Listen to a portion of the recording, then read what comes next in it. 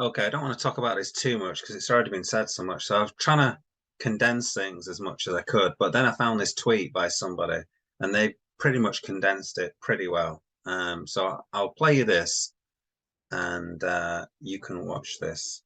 This is Okay. Sam Bankman-Fried. People call him SBF. He's the founder of FTX. He also controlled the crypto hedge fund called Alameda Research, but that's all gone now. He wants you to think he's this sweet guy. He even brought in a famous YouTuber who called him the most generous man in the world. Yep, that happened. Truth is, Sam Bankman-Fried is a liar and a crook. His personal crypto FTX token was basically a Ponzi scheme hidden below layers of Moonbro jargon. He even went on Bloomberg's podcast and bragged about it. Yep, that happened. He used his Ponzi token as collateral to borrow billions of real dollars that he couldn't pay back. He then used those real dollars to build an empire out of dying companies like Voyager and BlockFi. This led Jim Cramer to call him the new JP Morgan. That's weird. It's not like Jim Cramer to promote a billionaire con artist. SBF sold people cryptos like Bitcoin, or so they thought. What they really bought from SBF was an IOU. But as long as everyone didn't cash in their IOU at the same time, the scheme worked. Until it didn't. This other a-hole who hates SBF came along and engineered a bank run with some passive-aggressive tweets. It worked. SBF didn't have enough money to repay everyone at once, and now his customers have lost everything. He'll be happy to know that this is exactly how every bank in the world operates. So where did all the money go? He misappropriated $4 billion trying to save his failing hedge fund. Whoops, that's a felony. He spent $21 million on Super Bowl commercials, $5 million for the big guy, $40 million in campaign donations. I wonder what he wanted in return. Everyone who's pointing at this story and saying, this is exactly why we need to regulate crypto. Remember that SBF stole billions. That's already a crime, and he spent a lot of it on bribing politicians. Also a crime in order to create a crypto monopoly for himself. Government regulations don't protect the customers. They protect the crooks. That's exactly what SBF was trying to do. Okay, so that's pretty much the summary of it. And now other things, I found other tweets. So, well, it's not a tweet. So is SEC Chair Gary Gensler compromised by SBF and the unholy Alameda FTX alliance? So if you look down here, for instance, if you read through this tweet, basically they're all interconnected. So you've got the Alameda CEO, Caroline Ellison, who basically tweeted about the $22 limit, and everyone then knew that that was kind of the breaking point of FTX. It just basically says that they all knew each other, okay, from MIT, and so Gary Gensler is very in with SBF by the looks of it. And the families are all connected. He knows his dad, and they all know each other. It's just ridiculous.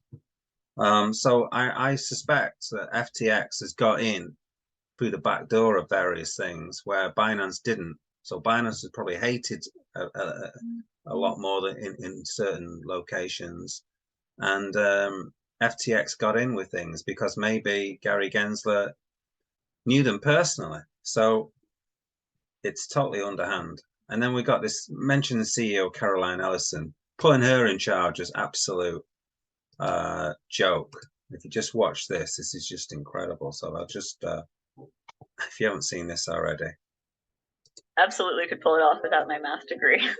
I use very little math.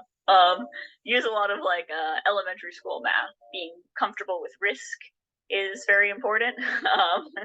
We tend not to have things like stop losses. I think those aren't necessarily a great risk management tool. I'm trying to think of a good example of a trade where I've lost a ton of money.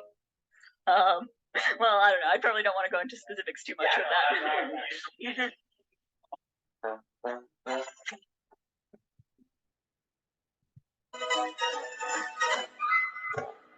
Yeah, absolutely could pull it off. What an absolute clown, eh? It's just ridiculous. Imagine having your money on FTX and you got people like her in charge of it. Okay. She's probably in charge of the trading and basically pissed your money up the wall. Okay. If you've got your money on FTX, I feel really sorry for you. You're going to be mad angry, okay, with these people. There's basically a bunch of kids who all knew each other from, what is it now? Some company they used to work with. I've forgotten what it was now. Jane Street, or I can't remember what it was. Some sort of trading company, and a lot of them knew each other from MIT. So they were all on this Bahamas island all together in this house, sharing a house. And about 10 of them basically, oh, they're all lovers and God knows having sex parties and who knows what the hell, maybe watching Harry Potter each night or something like that.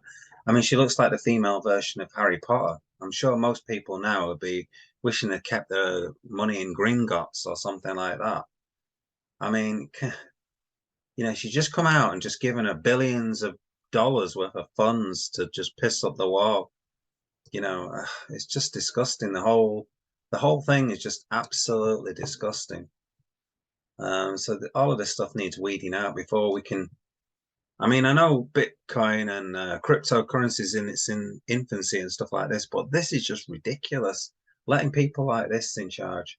I just hope someone like Charles Hoskinson, he's the sort of person who can save crypto. I feel, you know, building slowly, building proper projects, and hopefully we can go from there. I think Ada's going to look a damn sight better in the light of day after all of this.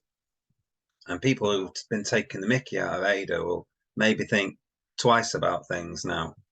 So there you go. That's Sam Bankman-Fried and all his cronies.